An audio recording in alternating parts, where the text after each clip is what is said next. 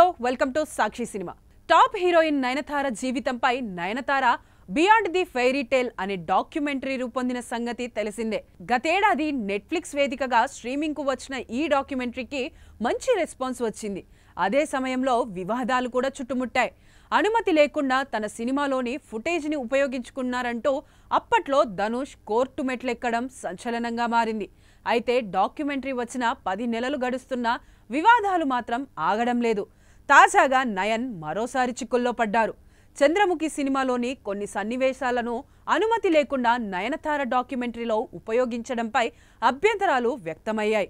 ఈ movie copyrights కలిగి ఉన్న ఏబీ ఇంటర్నేషనల్ అనే సంస్థ మద్రాసు హైకోర్టును ఆశ్రయించింది. ఆ సీన్స్ తొలగించాలని, లేదంటే 5 కోట్ల నష్టపరిహారం చెల్లించాలని ఇప్పటికే నోటీసులు జారీ చేసినా ఇంకా తమ కంటెంట్తో డాక్యుమెంటరీ స్ట్రీమింగ్ అవుతూనే ఉందని ఏబీ ఇంటర్నేషనల్ పిటిషన్లో పేర్కొంది.